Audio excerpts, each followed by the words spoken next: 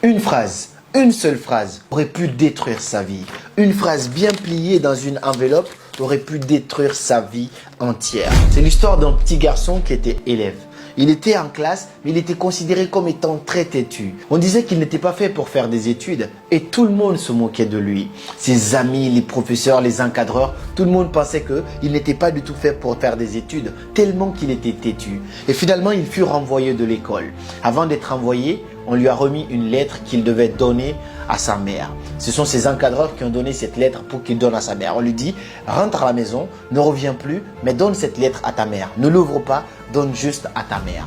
Le petit, il rentre à la maison, il est inquiet, il voit sa mère, il dit, maman, j'ai été renvoyé de l'école. Il était un petit peu triste. Il dit, par contre, on m'a donné une lettre que je devais te remettre. Sa mère récupère la lettre, elle s'assoit avec son fils, elle ouvre la lettre, elle commence à lire. Pendant qu'elle lisait, les larmes commencent à couler.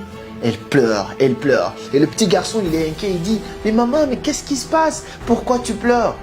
Il dit, non mon fils, ne t'inquiète pas. Sur cette lettre, il est écrit que tu es beaucoup trop intelligent pour cette classe et finalement, tu n'as pas ta place dans cette école. Donc, tu vas devoir continuer à étudier à la maison, mais ne t'inquiète pas, je serai là pour toi. Donc, il a fait comprendre au petit que le petit était un génie, mais qu'il était trop fort pour cette classe. Il fallait que lui, il fasse ses études à la maison. La dame a bien encadré son enfant. Elle lui a mis tout à sa disposition pour que l'enfant puisse faire ce qu'il voulait. Quelques années plus tard, le monde entier, le système éducatif ne savait pas qu'il venait de mettre à la porte l'un des plus grands inventeurs de l'histoire de l'humanité, qu'on appelle Thomas Edison. Thomas Edison fut l'un des plus grands inventeurs qui inventa l'ampoule électrique et plusieurs autres inventions. Quelques années plus tard, la mère de Thomas Edison décéda. Et quand sa mère décéda, il retourna chez lui, il regarda un petit peu beaucoup de papiers qu'il essayait de ranger et il tomba sur cette lettre qu'on lui avait écrite lorsqu'il avait 9 ans. Il prit cette lettre, il l'ouvrit finalement pour lire, pour voir qu'est-ce qui était vraiment écrit là-dedans. Et malheureusement, il était écrit dans cette lettre que votre enfant est trop têtu, il est déficient, il n'est pas fait pour faire des études. Malheureusement, nous ne pouvons pas le garder dans notre classe et vous devez le garder chez vous. Thomas Edison lut cette lettre et commença à pleurer. Il pleura pendant des heures et des heures. Il était choqué et finalement, il retourna cette lettre et écrit au dos, Thomas Edison était un enfant têtu et déficient, mais grâce à une mère héroïque, il devint l'un des plus grands inventeurs de l'histoire de l'humanité.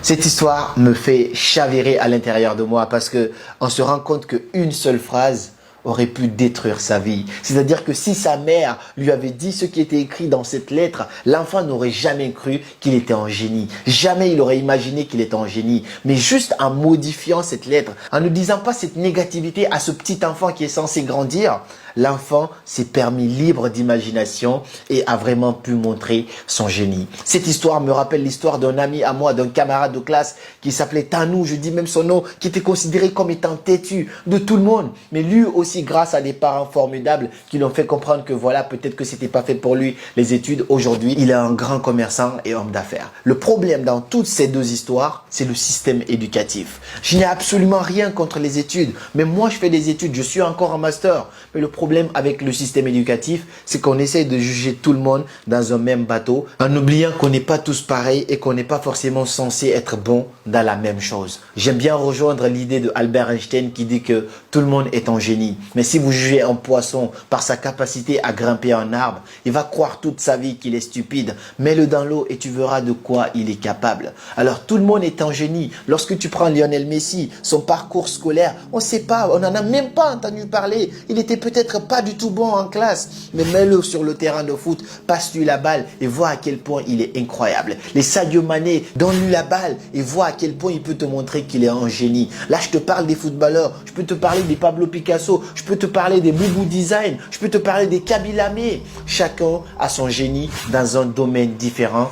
Et si le système arrêtait tout simplement de mettre tout le monde dans un même bateau, on nous donne tous les mêmes baccalauréats, on nous évalue de la même façon et on nous juge exactement pareil, alors qu'on n'a pas forcément les mêmes facultés. Il y en a qui sont bons en classe. Moi, je faisais partie de ceux qui étaient tout le temps parmi les premiers. Mais est-ce que les premiers de la classe sont forcément les premiers dans la vie. C'est pas forcément le cas. J'ai vu des premiers qui travaillaient en tant qu'hommes de ménage alors qu'ils ont terminé avec des grands diplômes. J'ai vu aussi des derniers avec des grandes entreprises. J'ai vu des totos, des paresseux, des têtus en classe qui sont aujourd'hui des grands hommes d'affaires, qui sont aujourd'hui en train de gouverner, de diriger d'autres personnes qui étaient premiers de leur classe. J'ai pas dit que si tu es premier, tu vas finir mal. Pas du tout. Je ne suis pas en train de te dire ça. Mais ça ne veut pas forcément dire que être premier en classe, c'est ce qui va déterminer ce que tu vas devenir dans l'avenir.